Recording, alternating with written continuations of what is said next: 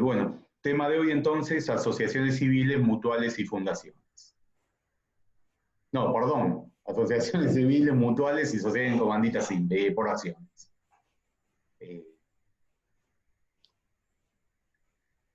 Primer gran concepto que deben tener claro.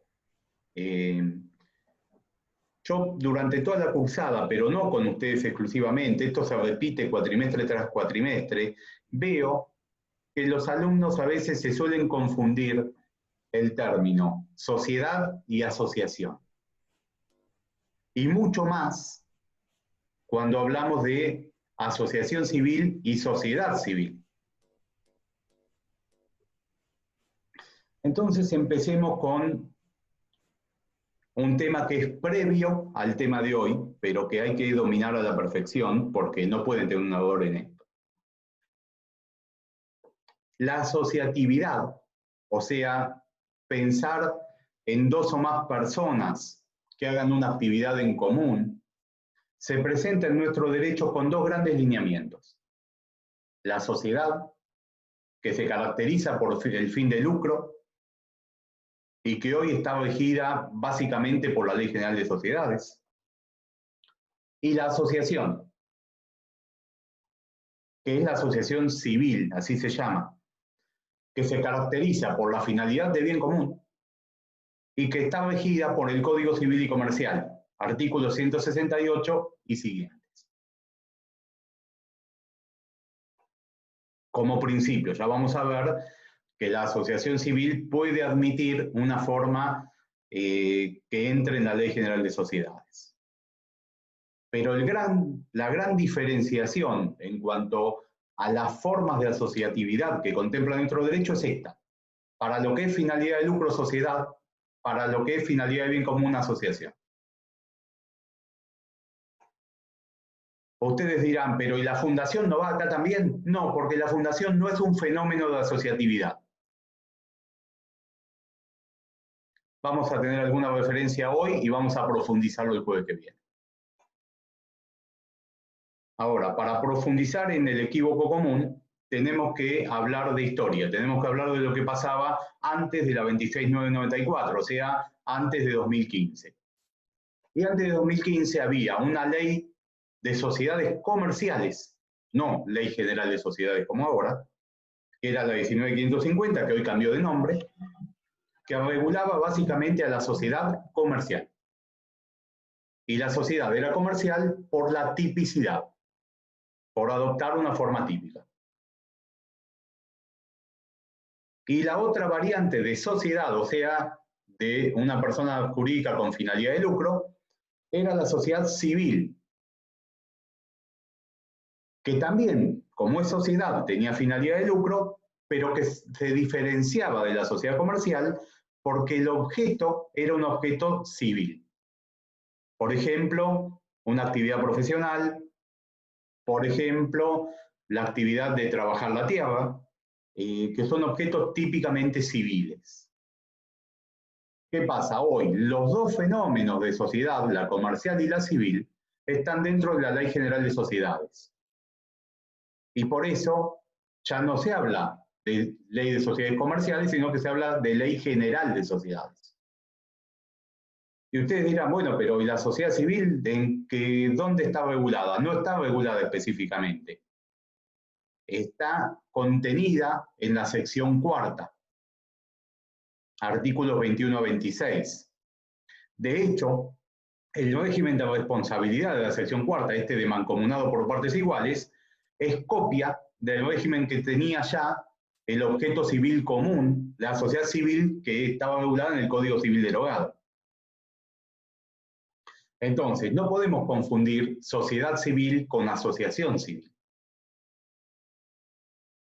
La sociedad civil es parte de las variantes de sociedad, por lo tanto, es una persona jurídica con finalidad lucrativa, hoy encuadrada en la sección cuarta del capítulo 1, artículos 21 a 26 de la Ley General de Sociedades. Y en cambio, la asociación civil es otra persona jurídica totalmente distinta, porque persigue una finalidad de bien común y está regida por el Código Civil y Comercial. Yo creo que por esta explicación ya nadie se puede confundir sociedad civil con asociación civil. Si alguien no lo ve claro, lo seguimos hablando, pero está bien, ¿no? Es claro. Bueno, la clase de hoy, perfecto. La clase de hoy es sobre asociaciones civiles. Es decir, hoy vamos a hablar de esas personas jurídicas que persiguen una finalidad de bien común. Y que por lo tanto, en principio, están regidas por el Código Civil y Comercial.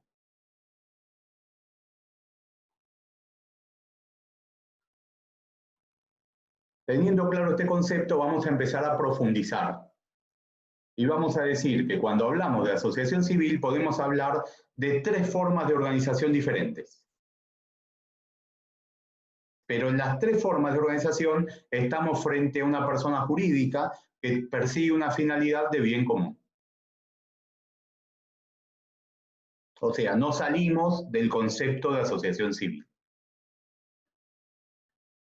Primer variante, la típica, la más común, la asociación civil propiamente dicha, regida por los artículos 168 a 186 del Código Civil y Comercial.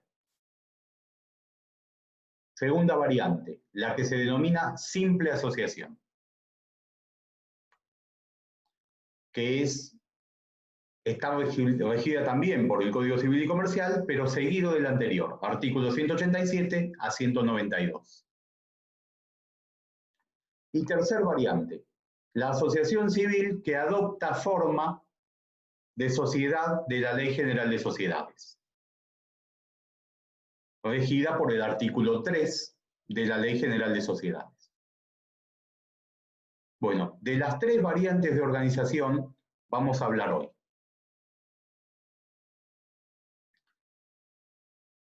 Ya que estamos distinguiendo variantes y conceptos, algunas veces, algún alumno, pero muchas veces en la práctica, la gente va al estudio, o ahora más que ir al estudio me habla por Zoom, y me plantea, quiero hacer una ONG. Pensando que la ONG es una forma jurídica determinada. Las siglas ONG hacen alusión a organizaciones no gubernamentales, pero no es una forma jurídica determinada. La forma jurídica por excelencia de las ONG son las asociaciones civiles. También hay algunas ONG que tienen forma de fundación. Lo vamos a terminar de hablar completo el jueves que viene, cuando veamos fundaciones. Pero tengan ustedes claro que cuando hablamos de ONG, estamos hablando de una organización no gubernamental que tendrá que adoptar una forma jurídica específica y que esa forma jurídica naturalmente es la asociación civil.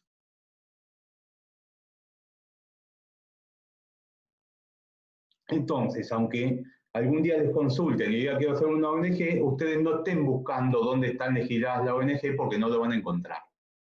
Las ONG, en realidad, es una denominación utilizada en la práctica que normalmente tiene la forma jurídica de asociación o fundación. Obviamente, las ONG se encaminan a cumplir una finalidad de bien común, por eso decimos que adopta la forma de asociación.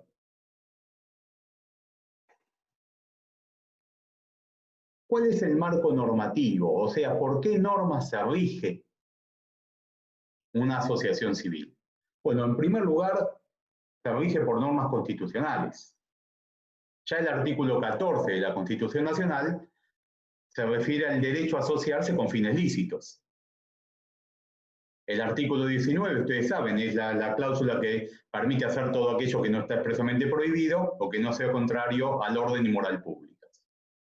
Y a su vez en la Constitución hay otras normas dispersas sobre asociaciones civiles que conceden derechos colectivos y a su vez el 75, inciso 22, que incorpora a nuestra Constitución tratados internacionales que, entre otros temas, tratan la libertad de asociación. Aparte del marco constitucional, hay una normativa específica, que es la que venimos mencionando, del artículo 168 en adelante del Código Civil y Comercial. Además de esto, estos entes reciben normas reglamentarias que dictan el organismo de contralor de cada jurisdicción. IGJ, Dirección Provincial de Personas Jurídicas, a las que están sometidas. Y además de esto, como estas son entidades de bien común, también hay normas de AFIP y UIF que las rigen y que establecen, por ejemplo, como un tema fundamental, el derecho que tiene una persona jurídica que percibe una finalidad de bien común de estar exenta del pago de impuestos a las ganancias. Pero esto no es automático. Por eso hay normas específicas que lo regulan.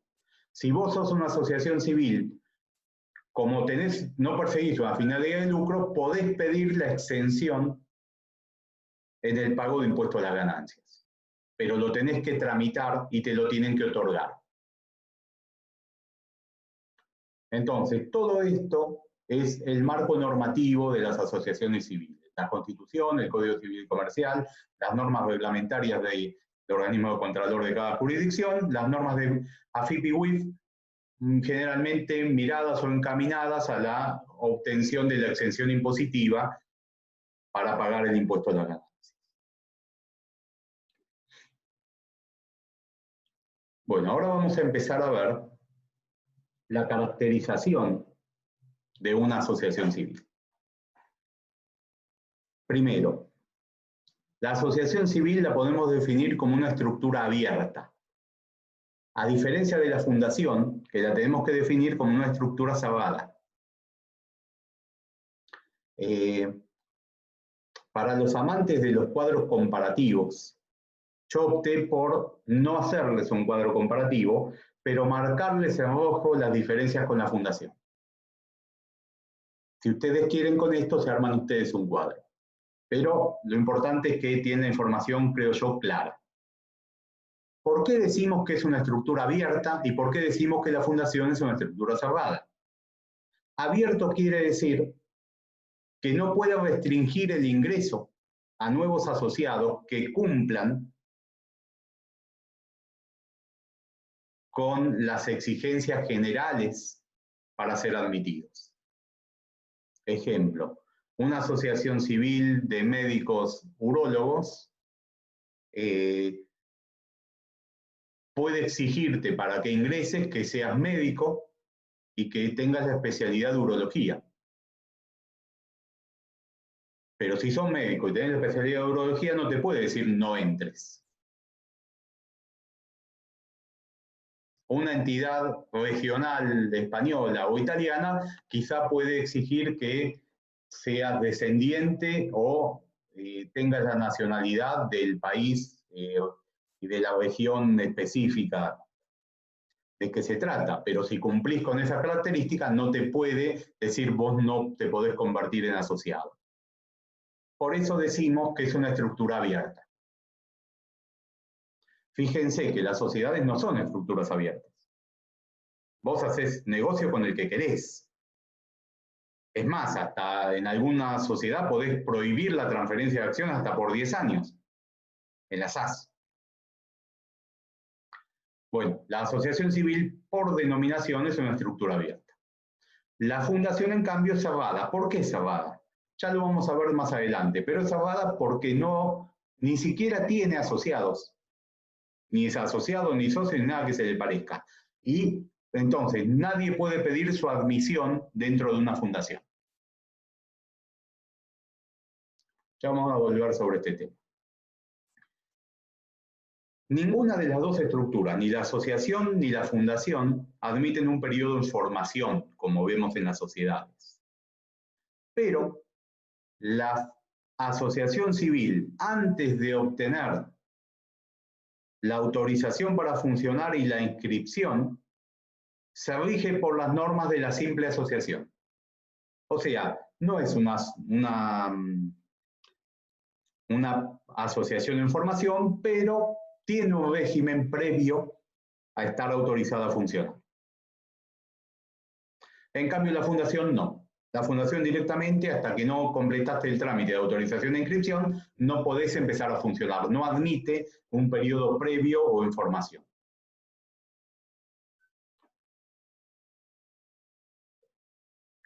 La asociación, por esto del ingreso y salida, como estructura abierta, que mencionamos en el punto 1, tiene también un patrimonio variable. Puse capital, es un patrimonio variable con el ingreso y salida asociados permanentes. En cambio, la fundación no. La fundación no tiene un patrimonio variable porque como no admite el ingreso de nuevos asociados, porque no hay asociados, el que funda, el que la crea, debe asignarle un patrimonio suficiente para cumplir sus fines. De hecho, con la fundación se suele decir que la fundación es ya desde su origen un patrimonio de afectación. Lo vamos a ver más en profundidad el jueves que viene. Acá lo que me importa es que ustedes, primero, caracterizamos la asociación y la vamos distinguiendo de su modelo más cercano, que es la fundación.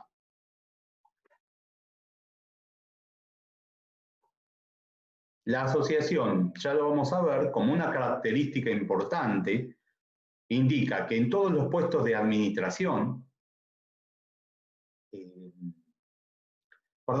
indica que muchas decisiones se adoptan por el órgano de gobierno, que es la Asamblea de Asociados.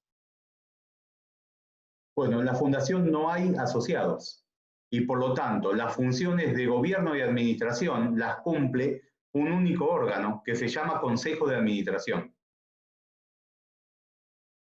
Es la única forma de persona jurídica que vemos en la materia donde lo que ustedes normalmente llamarían órgano de administración contempla también funciones de gobierno, porque no hay un órgano de gobierno distinto. ¿Consejo de administración, profe? Sí, no escuché. Sí, Consejo Gracias. de Administración. En la fundación, el que crea la fundación no ingresa y no hay ningún órgano donde funcione el que la creó.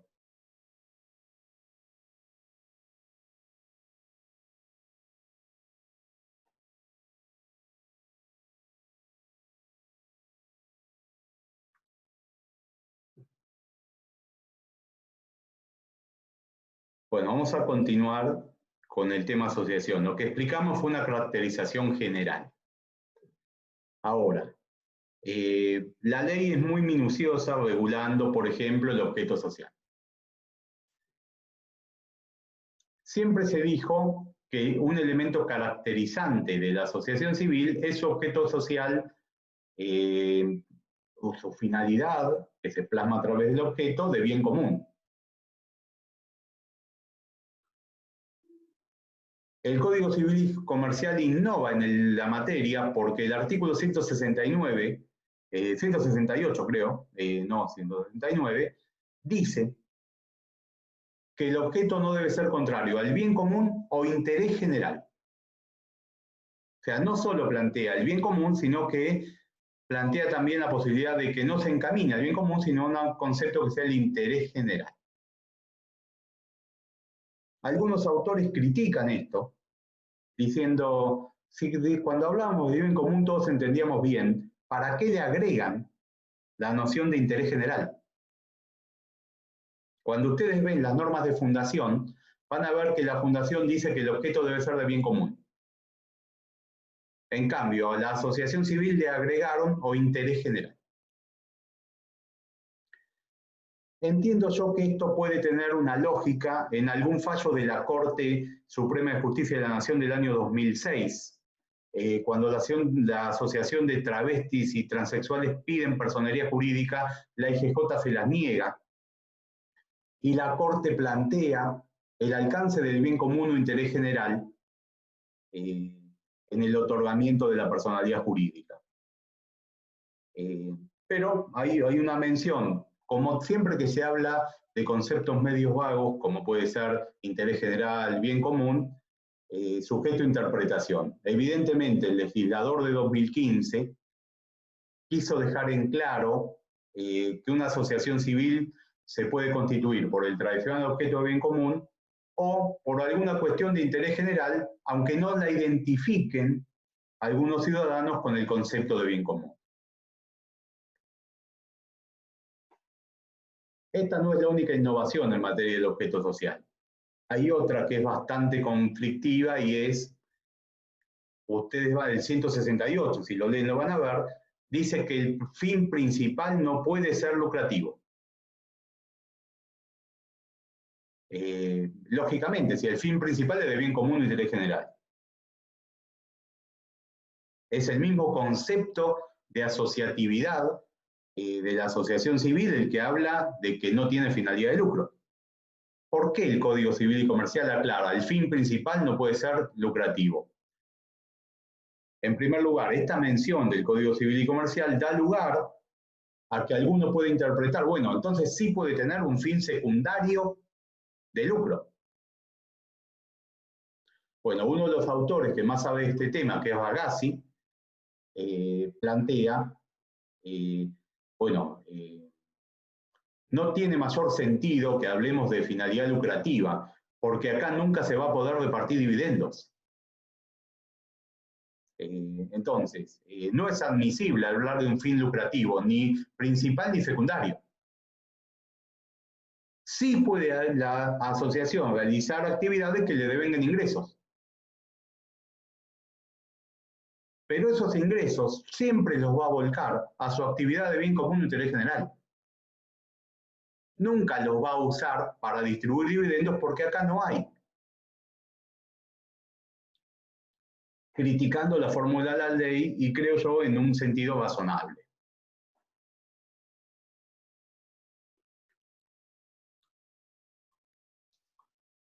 Bueno, acá hay otra innovación de la ley cuando hablamos del acto constitutivo. Ustedes están acostumbrados a la forma societaria. Desde el acto constitutivo es persona jurídica y la sociedad debe cumplir con un trámite de inscripción. Mientras tanto, se rige por las normas de sociedad en formación.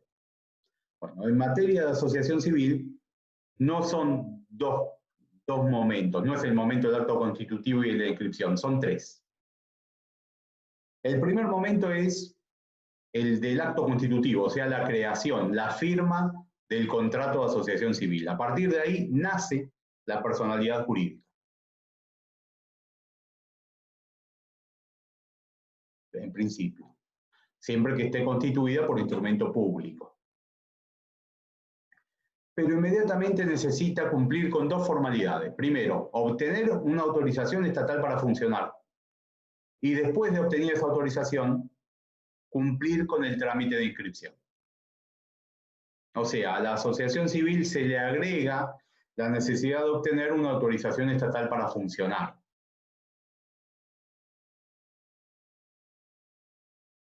Desde la creación y hasta completar el trámite de inscripción se aplicarán las normas de las simples asociaciones. Doctor, disculpe. Sí, decime. ¿Qué tal? ¿Cómo está? Bien. El artículo 187 del Código Civil dice que también puede ser por instrumento privado con firma certificada. No. Nosotros estamos viendo el régimen general de asociaciones civiles. Ahora estamos hablando de la hipótesis una de organización, que es la asociación civil propiamente dicha. Vos estás hablando de la simple asociación. Sacalo porque todavía no llegamos. Perfecto, gracias. Entonces, la asociación civil propiamente dicha se constituye por instrumento público. Retengan que el concepto de instrumento público no es escritura pública necesariamente. También es instrumento público el acto otorgado ante una autoridad judicial o administrativa, por ejemplo. Es más amplio el concepto. y requiere de autorización del Estado para funcionar y de registración. Entre el momento inicial de la Constitución y el momento de completar la inscripción, se rige por las normas de las simples asociaciones que ya vamos a ver. Y ahí sí tiene importancia lo que decía el compañero de ustedes, pero todavía no. ¿Qué otro requisito necesita el acto constitutivo? Bueno, necesita una presencia mínima de asociados. ¿Por qué? Porque los órganos societarios o los órganos de la asociación normalmente se integran con asociados. Y por lo tanto, en el acto constitutivo la asociación va a tener que elegir autoridades por primera vez y va a necesitar cubrir una tenencia mínima, una existencia mínima de asociados que sean igual al número de miembros del órgano de administración más el de fiscalización en titulares y suplentes. Si no, no podés constituirla porque no podés cubrir los cargos. ¿Cuántos son? Depende de cómo esté organizado el estatuto. Ya lo vamos a ver cómo se integra cada órgano. En cambio, la fundación es un mundo totalmente distinto. La fundación puede ser constituida por un único fundador, incluso puede ser constituido por el fundador mortis causa, o sea, por testamento, para después de fallecido. Y como dijimos, no tiene asociados. Fíjense que tienen ya hasta ahora por lo menos 6 diferencias entre asociación civil y fundación. Cuando completemos en la clase de fundación las vamos a terminar de ver, pero acá ya tienen un buen panorama de cómo estas estructuras orientadas a una finalidad de bien común presentan modelos totalmente diferentes en cuanto a su funcionamiento. Les voy a contar una anécdota que en su momento me trajo muchos problemas y muchas preocupaciones. En una entidad regional, una asociación civil, un amigo se había mandado, creo yo, que una estafa. Esto ya hace un montón de años. No sé, no es exactamente una estafa. En realidad habían malgastado la plata que recibían del gobierno de España, de la región que se trataba. Y un grupo de ancianos de la asociación civil lo quería echar. Y le querían meter una denuncia penal. La verdad es que a mí me dio lástima que este amigo pueda quedar metido en la causa penal, más allá que había sido muy desprolijo. Entonces,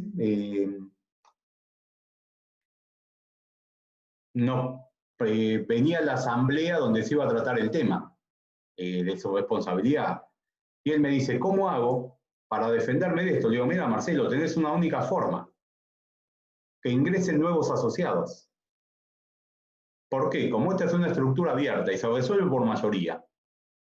Si vos ingresabas nuevos asociados, iban a poder participar de la asamblea y quizá conseguían dar vuelta a la mayoría. Bueno, tengan cuidado cuando, si algún día les toca trabajar en estos temas, que al ser una estructura abierta también puede venir una mayoría a tomar la administración. A diferencia de la fundación, que como es una estructura totalmente cerrada, no va a venir alguien a meterse a tu fundación si vos lo estructuraste de manera adecuada. Es la lógica del funcionamiento de estas dos estructuras. La asociación civil, al ser una estructura abierta, es también una estructura menos segura para mantener una especie de control que la fundación. Digamos. Bueno, ¿cuál es el régimen de asociado? Bueno, algo ya lo dijimos, el ingreso y salida es libre siempre en cuanto cumpla el candidato asociado con los requisitos mínimos para ser admitido en la asociación. Todos los asociados gozan de derechos políticos. Algún estatuto para que tengas derecho a votar o derecho a ser elegido a veces exige una antigüedad determinada.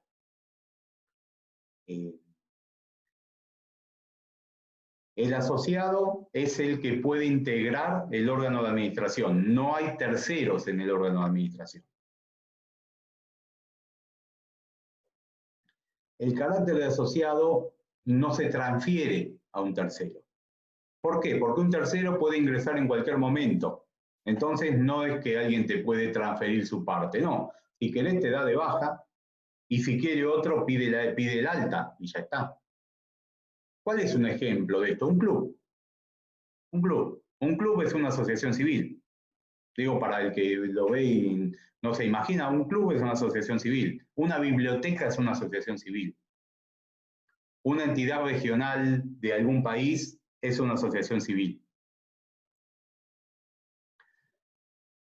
Bueno, y el asociado dentro de la institución normalmente está sometido a algún reglamento, a pautas de conductas, que en algunas entidades alcanzan un grado de severidad o respeto, sobre todo cuando son estatutos viejos. Yo recuerdo siempre que en esta asociación que manejaba este amigo, había una norma que decía que el asociado que le faltaba el respeto al presidente del órgano de administración, que se llama comisión directiva, podía ser echado. Bueno, cuando este amigo empezó a generar quilombos dentro de la asociación, uno de los más viejitos que iba a jugar a las cartas al altar de la asociación, se enojó, le tiró un manotazo y le voló los anteojos. Lo echaron. No pudo entrar nunca más, pobre hombre. Por las pautas de conducta rígidas que muchas asociaciones suelen tener respecto a sus asociados. Y esto, ténganlo presente, los asociados no tienen responsabilidad por las deudas de la asociación. Bueno, ¿cómo es la estructura orgánica? Primero, el órgano de administración. El órgano de administración se llama comisión directiva. Es normal en muchas asociaciones civiles, no en algunas, en muchas, que al lado o por debajo de la comisión directiva hay subcomisiones que se enfocan a el manejo de las distintas actividades que hace el club. ¿Qué sé yo? Subcomisión de hockey, subcomisión de rugby, subcomisión de tenis y una comisión directiva general del club. ¿Qué cargos deben distribuirse dentro de la comisión directiva? El de presidente, el de secretario y el de tesorero obligatoriamente. Normalmente suele haber más miembros de comisión directiva que reciben el nombre de vocales. Usualmente también se eligen suplentes. Eso va a depender de cada estatuto. Tengan en cuenta que esto va a ser importante a la hora de ver la cantidad mínima de asociados iniciales o de asociados para mantener y no tener que disolver la asociación. Porque si no tenés suficientes asociados para cubrir los cargos de titulares y suplentes, es causal de disolución. O impide el acto constitutivo.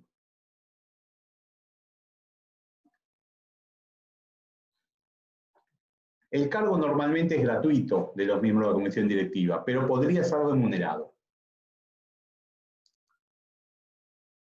No hay una norma muy específica sobre, mejor dicho, hay normas, pero no lo definen como estamos acostumbrados en la SA, por ejemplo, a la responsabilidad de la comisión directiva. Sí plantea que las normas sobre la responsabilidad de las personas jurídicas son aplicables y que puede existir una acción social de responsabilidad. Normalmente en la práctica, cuando estudiamos estos temas y vemos situaciones, solemos utilizar el concepto genérico del artículo 59 como pauta rectora.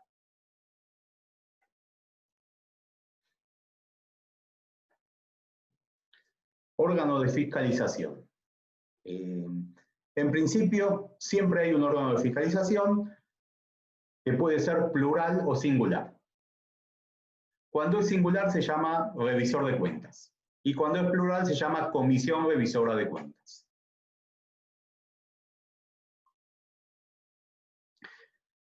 El Código Civil y Comercial aclara que el integrante del órgano de fiscalización puede ser un no asociado. Ahora, lo usual es que son asociados también. No necesitan ningún título profesional en particular, ni nada, sino simplemente ser elegidos para integrar el órgano de fiscalización.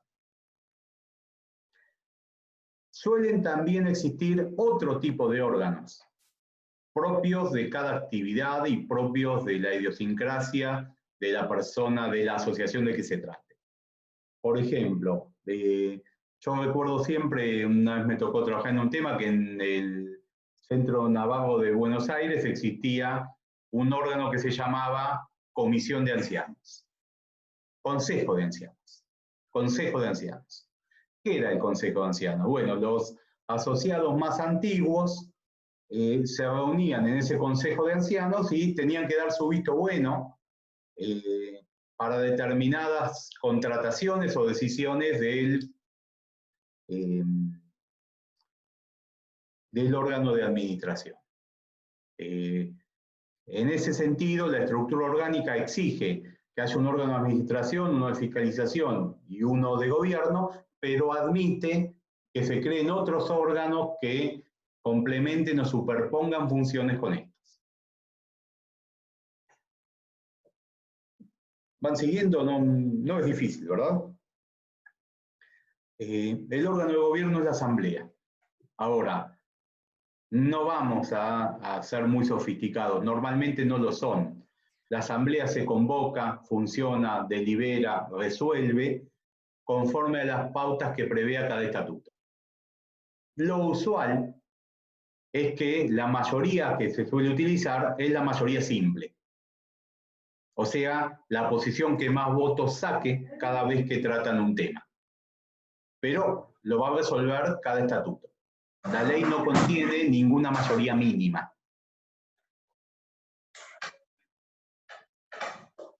Entonces, hay un órgano de gobierno, pero en realidad la estructuración y funcionamiento del órgano de gobierno es totalmente libre y lo decide cada entidad.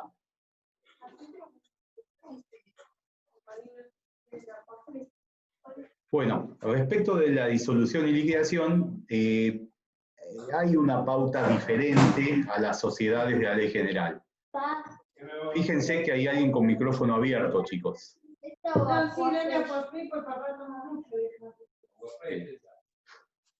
Vamos a, y si no voy a tener que salvarlo yo, a ver.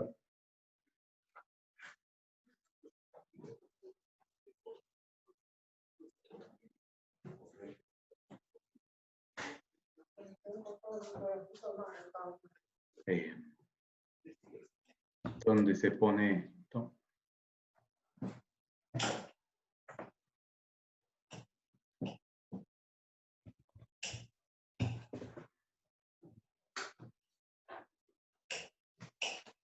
En participantes. Bien.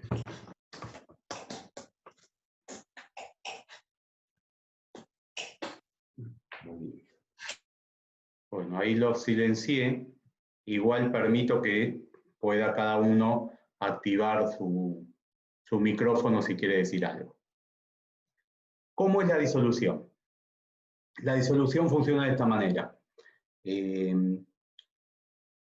Esta asociación se disuelve y liquida, pero lo que sería el igual a la cuota liquidatoria no se la llevan los asociados, sino que se debe destinar a otra entidad de bien común, conforme lo establezca el estatuto. Normalmente los estatutos suelen incluir como finalidad de bien común alguna que tenga una finalidad de bien común similar a la asociación a liquidar. A mí me pasó hace 2 años que en otra ciudad me planteaban, en Balcarce, me planteaban la disolución de una asociación civil y me decían, bueno, ¿y no podemos mandarlo a otro lado? Digo, no, porque la ley es muy clarita. No puede la asamblea decir a quién destina lo que resulte de la liquidación, el remanente de la liquidación. Lo decide el estatuto. Si quieren destinarlo a un lado distinto del previsto en el estatuto, hay que modificar el estatuto y mandarlo a inscribir antes de decidir la disolución y liquidación.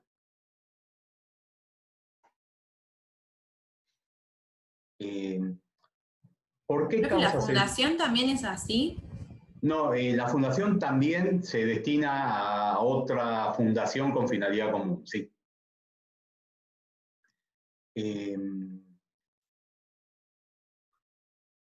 ¿Por qué causa se disuelve? La ley, la variedad nuevamente remite a autonomía de voluntad, dice, se disuelve por las mismas causas que personas jurídicas privadas.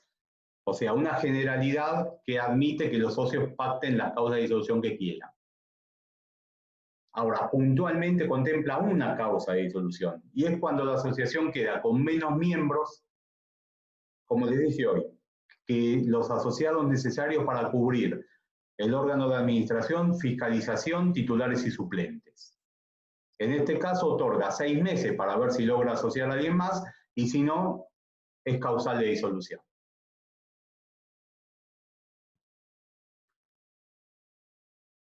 Bueno, esto que vimos recién es el régimen de la asociación civil propiamente dicha, o sea, de las 3 variantes de organización que mencionamos, es la asociación civil común. Y en realidad es las normas más importantes que hay que prestar atención. Ahora vamos a seguir hablando de las simples asociaciones y después vamos a hablar de las asociaciones bajo forma de sociedad de la ley general. Así con eso completamos las 3 variantes de organización.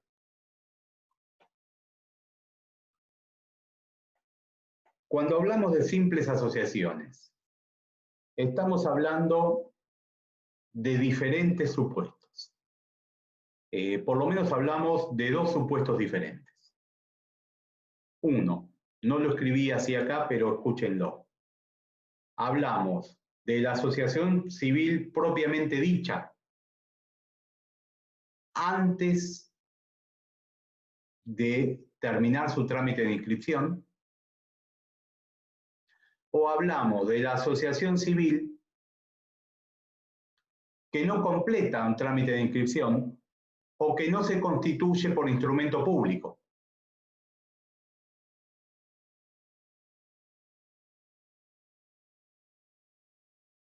La ley exige para que un contrato se considere que dio nacimiento a la persona jurídica simple asociación, que conste en instrumento público o en instrumento privado con firmas certificadas. Ya sabemos que esta segunda variante no va a poder cumplir el trámite de inscripción como asociación de las que vimos recién, porque la ley exige que sea instrumento público. Pero sí va a poder ser simple asociación. La simple asociación es igual persona jurídica. De esto es de lo que hablaba Santi hoy vos, cuando buscaste el 187. Fíjate que es un supuesto distinto de la asociación común en trámite de constitución. ¿Y qué pasa si una sociedad, o si firma un contrato de simple asociación en instrumento privado? Bueno, lo que pasa es que no tiene personalidad jurídica. El contrato de asociación firmado en instrumento público se va a regir por la simple asociación hasta que se inscriba. Y después se va a regir por las normas de la asociación común. El contrato de asociación firmado en un instrumento privado, pero con firmas certificadas, va a ser simple asociación siempre, a menos que se vuelva a firmar en instrumento público. Porque no se puede inscribir ni pedir autorización para funcionar no contando en instrumento público. Y el contrato de asociación firmado en privado y sin certificar firmas no es nada. Mejor dicho, no es nada. Es un contrato, pero no es una persona jurídica distinta de los firmantes.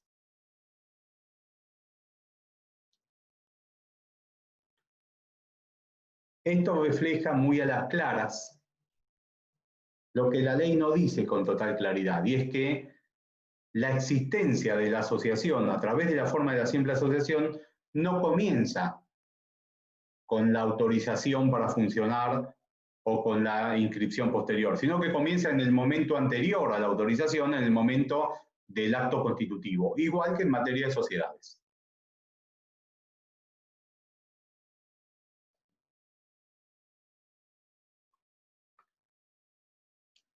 Solo en materia de simples, o sea, el régimen legal de la simple asociación está pensado para dos supuestos, como dijimos. Para la simple asociación transitoria, la que está en caminos de obtener autorización para funcionar y completar una inscripción, y para la simple asociación permanente. Firmaron un contrato, nunca fueron a inscribirlo, o lo firmaron en un instrumento privado con firmas certificadas y quieren seguir funcionando así. Por eso es que van a ver que hay alguna norma que plantea un cambio que dicen, pero ¿y por qué no está en la asociación común? Y porque está pensada para la simple asociación permanente. Y es esto que les menciono. Si tiene menos de 20 miembros, puede no tener órgano de fiscalización. La asociación común siempre tiene órgano de fiscalización. Individual, revisor de cuentas, o plural, comisión fiscalizadora. La simple asociación con menos de 20 miembros puede no tener. Obvio, estamos hablando de la simple asociación que no pretende inscribirse como asociación.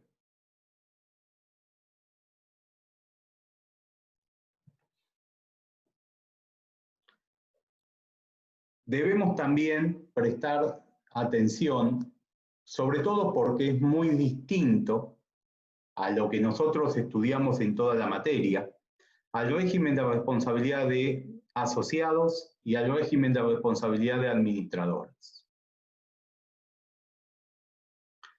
En la simple asociación, el administrador tiene responsabilidad subsidiaria, solidaria, bueno, obviamente ilimitada hasta el monto de las deudas, por las deudas de la asociación. Fíjense que esto no lo tenemos en ningún tipo social. Es más, en las sociedades de personas, los socios tienen responsabilidad solidaria, subsidiaria y ilimitada, pero no los administradores. El administrador tiene la responsabilidad por el incumplimiento de deber de su cargo por el 59. En cambio, en la simple asociación, el administrador responde de manera solidaria, subsidiaria e ilimitada por todas las deudas que tenga el ente. Como la ley del Código Civil y Comercial contiene esta norma, tiene que regular cómo va a ser la relación entre el acreedor particular del administrador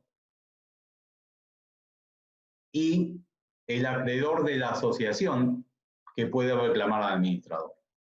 Y la ley lo resuelve. El Código Civil y Comercial dice que los acreedores particulares tienen preferencia sobre los bienes de los administradores. O sea, si bien el administrador va a tener responsabilidad solidaria, subsidiaria e ilimitada por las deudas de la asociación, sus acreedores particulares van a cobrar antes que los acreedores de la asociación. Esto es solo aplicable al administrador de la simple asociación. En la asociación común se rige por las normas generales de responsabilidad de personas jurídicas. ¿Se acuerdan que les dije? Se puede aplicar el 59. Bueno, y el asociado, que en la asociación común no tiene responsabilidad, acá tiene responsabilidad si intervino en el acto que genera la responsabilidad de alguna manera.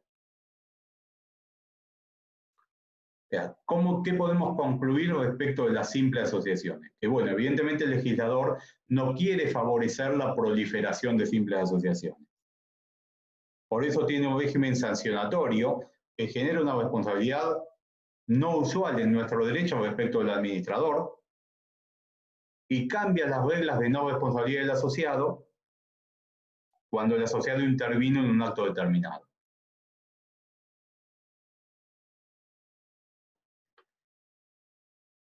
A su vez, no tiene el Código Civil y Comercial una norma como tiene el 183 y 184, esa norma de Seabe que dice que cuando se hizo un acto autorizado o necesario para la Constitución. Cuando la sociedad se constituyó, se entiende originariamente hecho por la sociedad. Acá no hay una norma así, lo que quiere decir que aun cuando la simple asociación después se inscriba, el administrador y el asociado van a seguir manteniendo responsabilidad por el acto.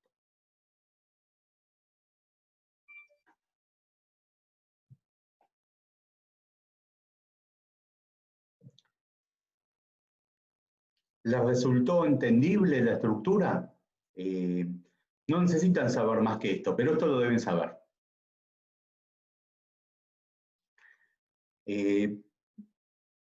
A mí no me quedó claro en qué momento tiene, o sea, con la Constitución ya se genera la asociación. Sí. ¿Y la personalidad jurídica se la da la Constitución o tiene que esperar la autorización a inscribirse? Porque me confundí con lo de simple asociación. El acto constitutivo que contiene las firmas certificadas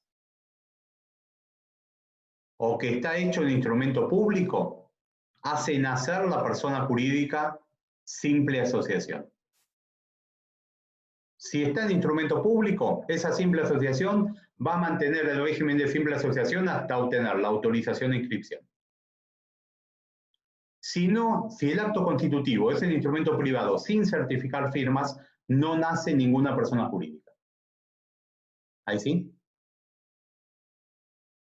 Sí, ahora sí, gracias. Bien.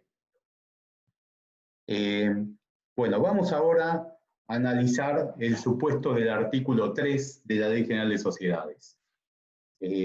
Artículo que la mayoría ya estudió para el primer examen, pero que es de este segundo examen porque es este tema. Vamos a ver si esto les resulta claro. Es un tema, a mí siempre me gustó que debatir sobre esto, utilizar las figuras. De hecho, yo asesoré la estructura del barrio Humencó y ahora estoy haciéndolo en Humencó Joven. Y esta es una estructura muy utilizada para ese tipo de emprendimientos. El artículo 3 de la Ley de Sociedades dice que las asociaciones, cualquiera fuere su objeto, que adoptan la forma de sociedad, quedan regidas por las normas de la Ley General. ¿Esto qué significa?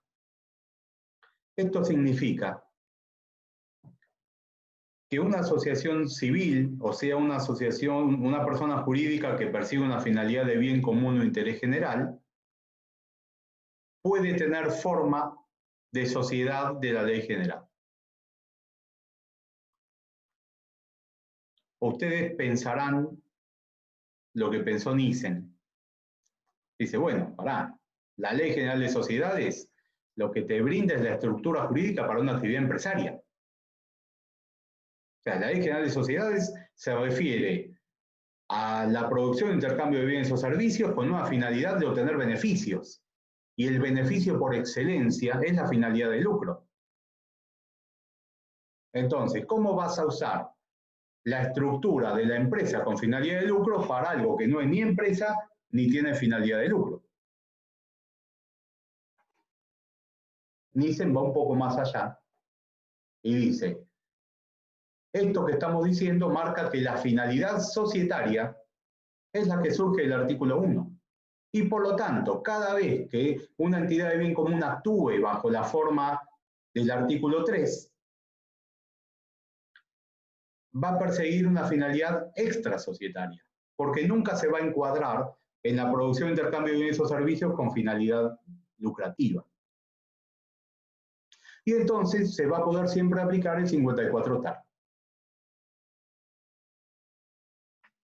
Esta posición de Nissen es una posición extrema, muy minoritaria en nuestro derecho.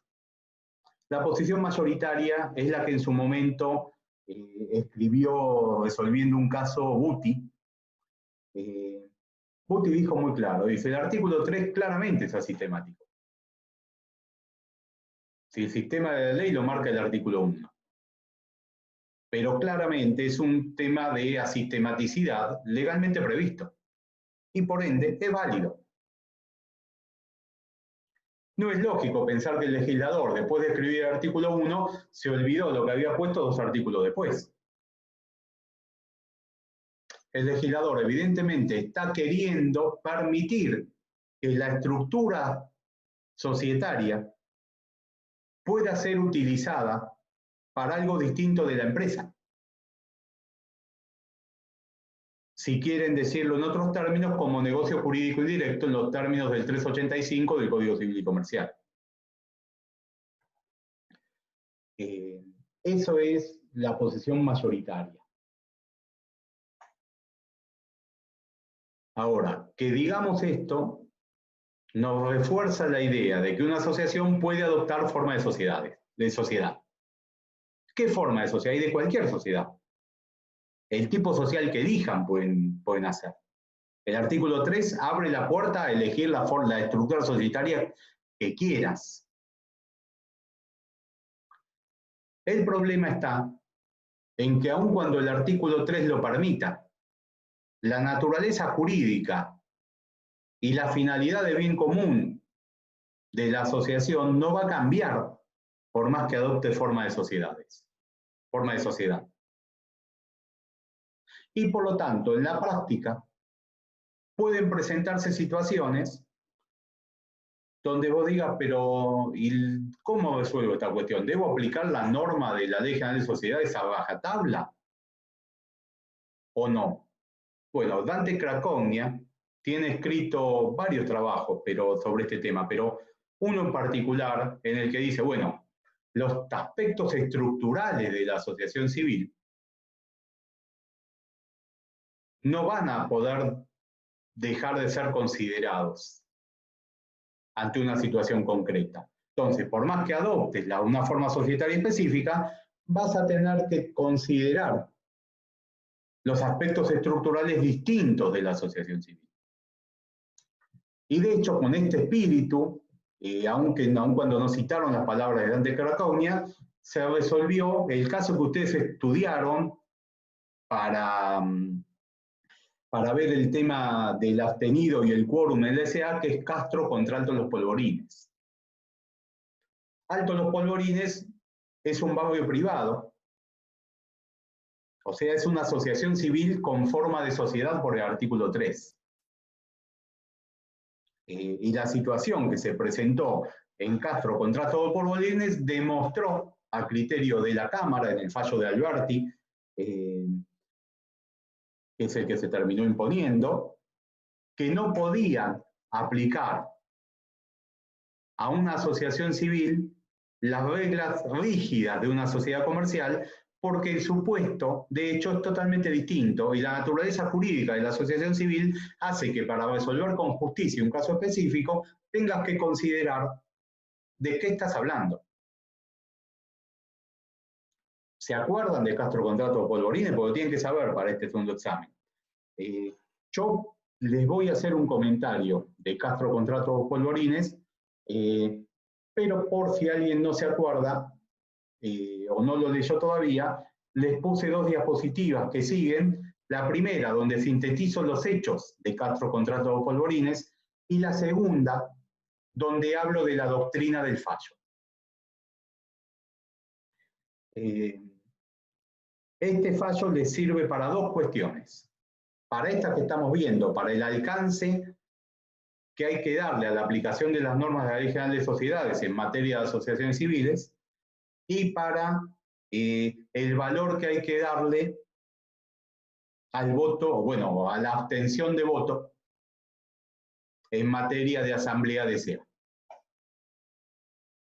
Ahora, centrándonos en lo que es la materia de esta clase. ¿Qué pasó en Castro contra Alto Los Polvorines? Lo que pasó fue, yo no les voy a leer esto, les voy a comentar con mis palabras lo central del caso. Lo que pasó fue esto, muy claramente. Una decisión del órgano directorio de la Sociedad Anónima Alto Los Polvorines fue cuestionada. La asamblea trata ese cuestionamiento y en la asamblea pasa esta situación. Hubo un gran ausentismo y dentro de los que fueron, la mayoría o no votaron o se levantaron en medio de la asamblea y se retiraron. Eso sí, los que quedaron en la asamblea votaron de manera contundente por no aceptar una modificación al reglamento interno.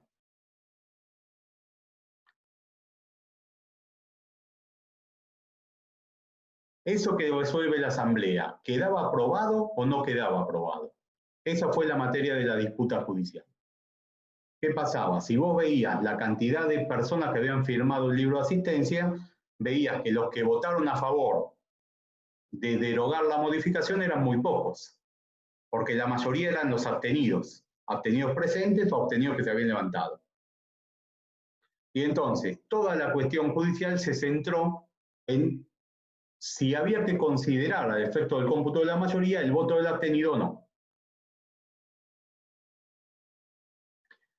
¿Cómo se resolvió la cuestión? Se resolvió con lógica. Alberti tiene un fallo magnífico donde dice, seamos claros, no estamos frente a una decisión comercial de una sociedad anónima. Estamos en un barrio privado, donde el tema que se discute es otro totalmente. Y los que votaron en la asamblea lo hicieron claramente a favor de derogar la modificación. La naturaleza jurídica de la asociación civil debe primar, y no importa entonces lo que hicieron los abstenidos, no los consideremos para resolver este tema. ¿Qué había pasado? Una persona había comprado un lote, entonces al comprar el lote le daban acciones. Después se separa de su mujer, se divorcia de su mujer, tiene una nueva pareja, compra una casa en el barrio privado y pide la admisión de la nueva mujer como accionista del barrio. La mujer anterior, con su grupo de amigas, va a presionar al directorio, que era lo que sería el consejo de propietarios, y los obligan a escribir una cláusula que dice: no se considerarán las solicitudes de cónyuges en segundas nupcias o sucesivas cuando él o la cónyuge que revestía la condición al ingresar originariamente el socio aún revista la calidad de socio. De esta manera no permitía que la nueva pareja de su ex esposo pueda convertirse en socia de Aldo Polvorines S.A. La mayoría de la gente no se preocupó por este tema y los que vieron qué era, cuando vieron de qué se trataba, prefirieron no meterse. Por eso hubo tanta cantidad de abstenidos. Las amigas de la mujer que consiguieron presionando junto con la mujer que se redacte esto para que no ingrese la nueva mujer, después fueron minoría cuando la asamblea decidió derogar esta modificación. ¿Y la Cámara qué dijo? Fíjense que estamos tratando un tema típico de una asociación civil. No estamos tratando un tema de una sociedad anónima, por más que esto tenga forma de sociedad anónima. Entonces, olvidémonos del voto abstenido. El voto abstenido acá no se puede contar. Veamos cómo se votó y vemos que de manera contundente los pocos que votaron a favor de derogarlo, por lo tanto queda derogado. Y es más, Alberti tuvo un remate excelente. Dijo, además esta señora que hoy presiona para que no entre la segunda mujer del exmarido, capaz que mañana tiene un novio y está en la misma situación. Entonces, ¿por qué les traigo este tema? ¿Por qué les pido que presten atención?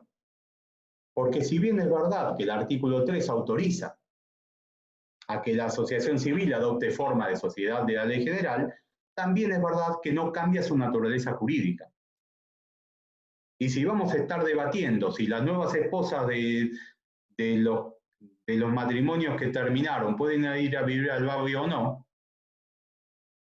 tenemos que entender que no estamos frente a una decisión comercial y no tenemos que adoptar la decisión siguiendo la estructura rígida del SA, sino que tenemos que contemplar la realidad de los hechos, la verdad de que acá estamos en una decisión de otra naturaleza, no comercial, y resolver de esta forma.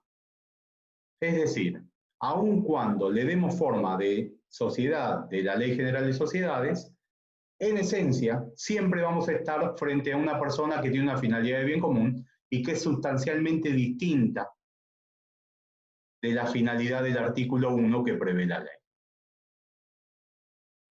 ¿Cuál es el tema a debatir y que hasta el día de hoy no fue resuelto?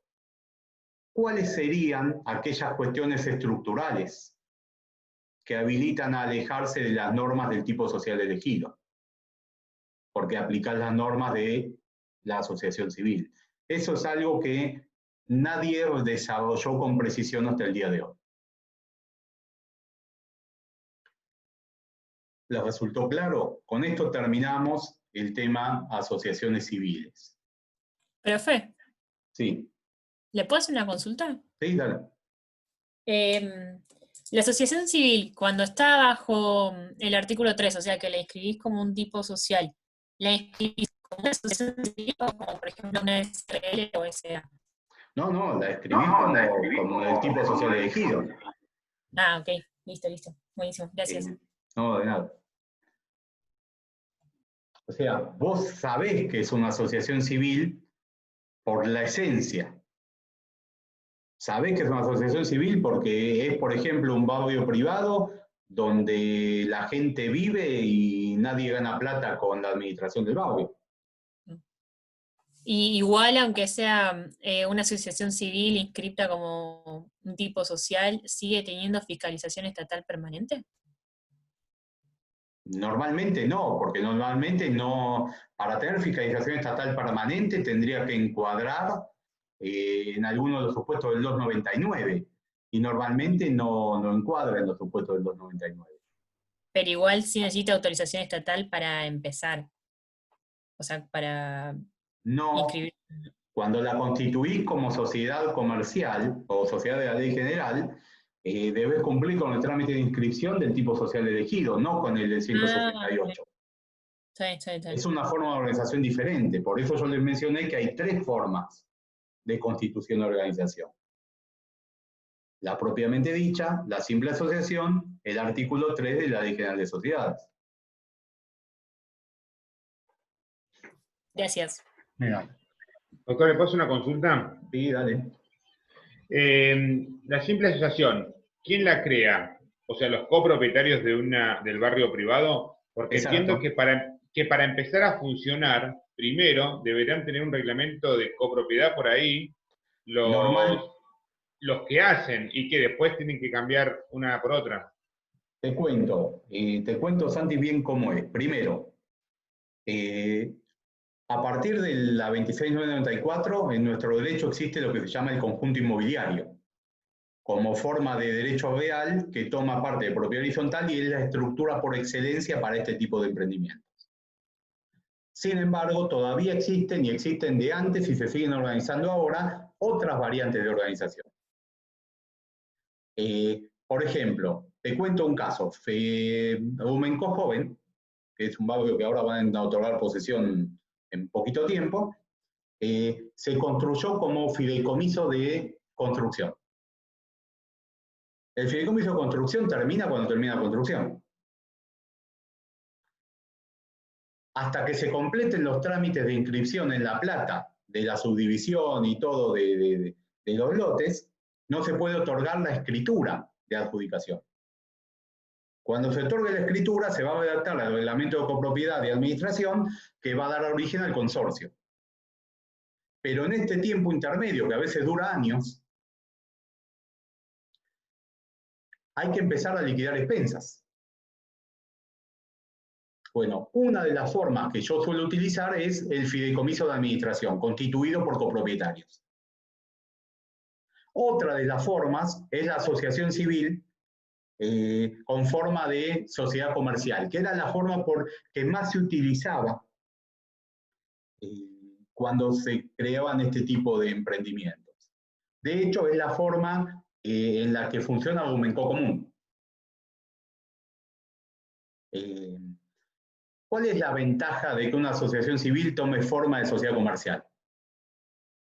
Bueno, hay muchas ventajas. Una de las ventajas es, creas una estructura donde a cada propietario le das una acción.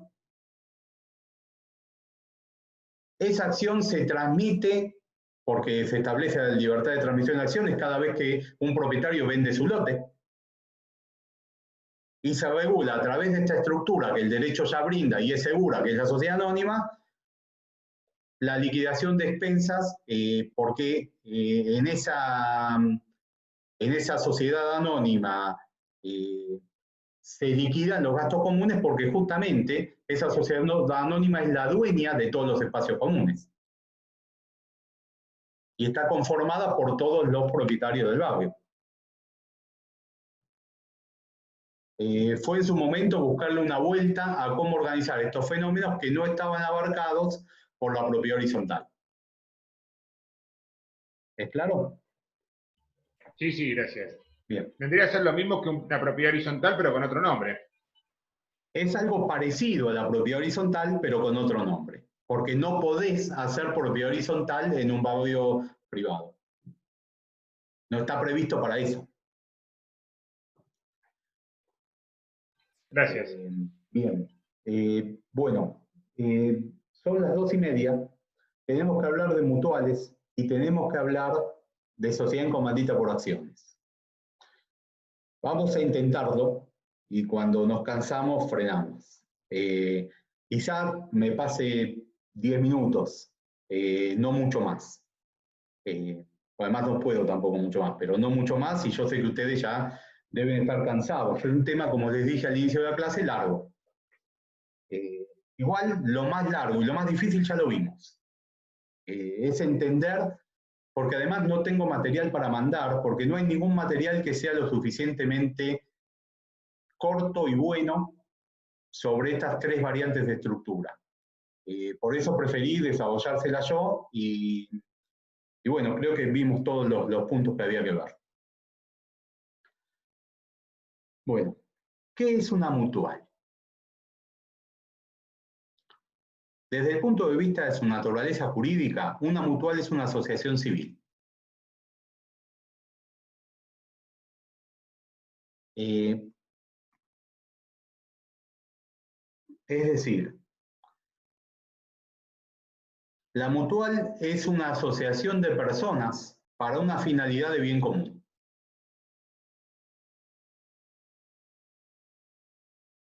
No para cualquier finalidad de bien común.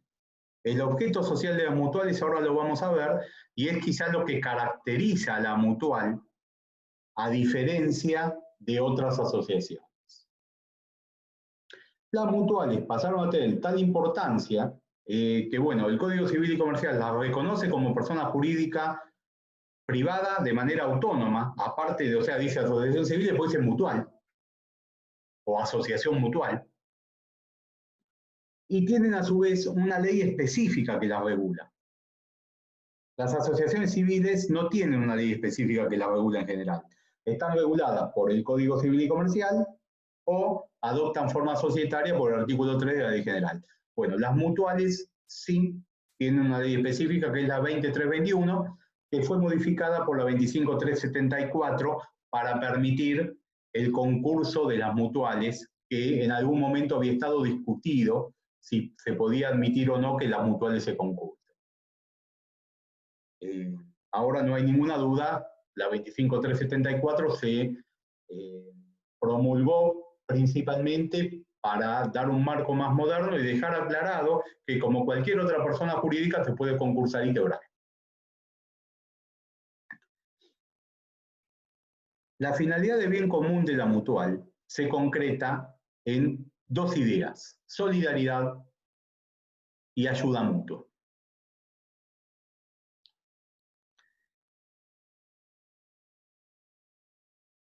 Entonces, como es una asociación civil, tiene una finalidad de bien común. Pero esa finalidad de bien común está, digamos, está direccionada a las ideas de solidaridad y ayuda mutua como principios rectores de la mutual. Ahora vamos a profundizar en los objetos usuales de las mutuales. A diferencia de las asociaciones civiles comunes que están regidas por personas jurídicas, de la jurisdicción que se trate, las mutuales reciben un control estatal a través del Instituto Nacional de Asociativismo y Economía Social, INAES, que es el mismo que a su vez controla las cooperativas, que ya lo vamos a ver la clase del jueves que viene.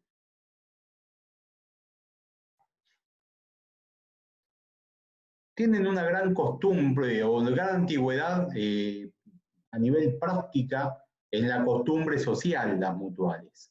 Y por eso es que el nombre actual de asociaciones mutuales no es el único que usan.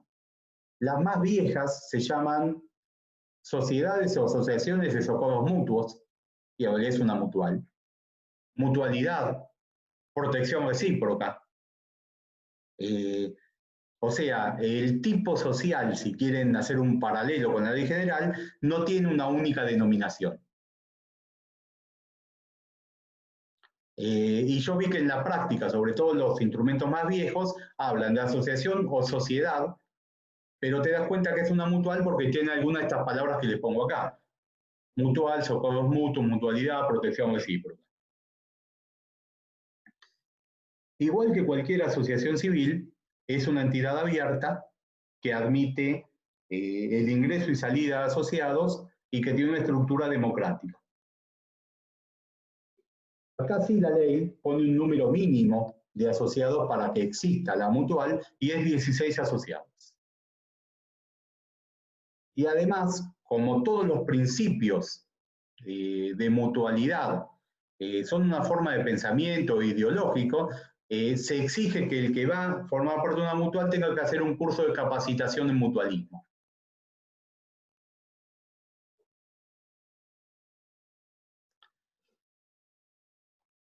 No vamos a desarrollar mutuales repitiendo todo lo que dijimos en asociaciones civiles. Vamos a ser específicos en las diferencias. ¿Cuáles son los objetos sociales de las mutuales?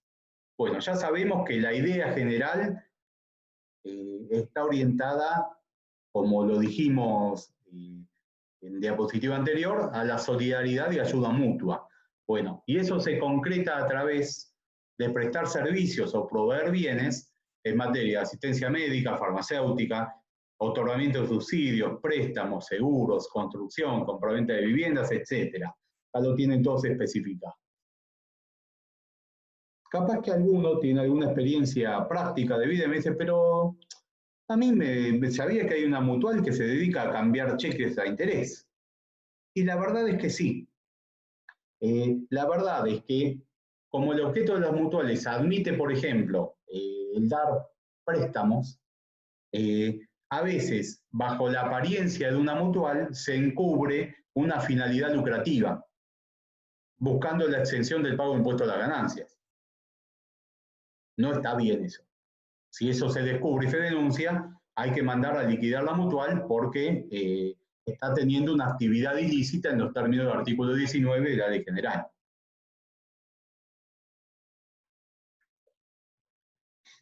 A su vez, los asociados de una mutual suelen tener categorías, y las categorías usuales son 4. Socios activos son los asociados comunes, adherentes son los que quieren participar de los beneficios de la mutual, pero no van a acceder a cargos políticos, entonces se llaman adherentes. Los participantes, que son los hijos de los socios activos, pero que tienen derecho a participar de los beneficios de la mutual.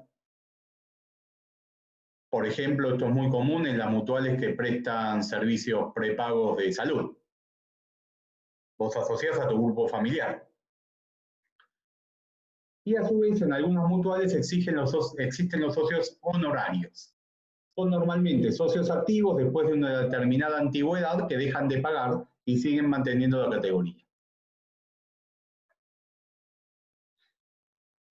A su vez, hay mutuales que asocian mutuales, o sea, entidades de segundo grado, y entidades de tercer grado que asocian a las federaciones, que son las mutuales de mutuales. Esto es muy común cuando la mutual se desarrolla dentro de un sindicato. El sindicato pertenece a una federación y la mutual pertenece a la federación de mutuales, y a su vez la federación pertenece a una confederación, CGT-CTA. Por eso se habla que las mutuales admiten una integración vertical en entidades de segundo y tercer grado. Mutual, federación de mutuales, confederación. Y a su vez, a nivel territorial, a veces las mutuales se expanden por distintos lados del país. Y esto hace que a la hora de hacer asambleas, no se puedan unir todos los asociados de la mutual de distintos lados. Entonces funciona lo que se llama asamblea por delegado. ¿Qué es? Cada determinada cantidad de asociados votan para elegir un delegado que va a asistir a la asamblea de la mutual. Y la asamblea no se desarrolla con los asociados directos, sino con delegados de los asociados. ¿Qué sé yo? Cada 2.000 asociados hay un delegado para la asamblea, por ejemplo. En cuanto al órgano de administración, es la comisión directiva, igual que en las demás asociaciones. El órgano de fiscalización tiene un nombre específico, se llama Junta Fiscalizadora. La ley aclara que el órgano de administración y fiscalización van a tener responsabilidad por el manejo del patrimonio social y por su gestión administrativa. En realidad, esta responsabilidad se da solo ante una infracción al deber de diligencia o lealtad, en los términos del artículo 59 de la ley. No es la responsabilidad como el administrador de la simple asociación.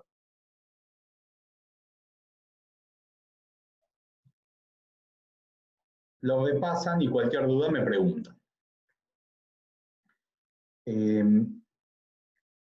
Bueno, miren, la verdad es -4 y no empecé a hablar de comandita por acciones. Les propongo hacer de esta manera. Cortamos acá.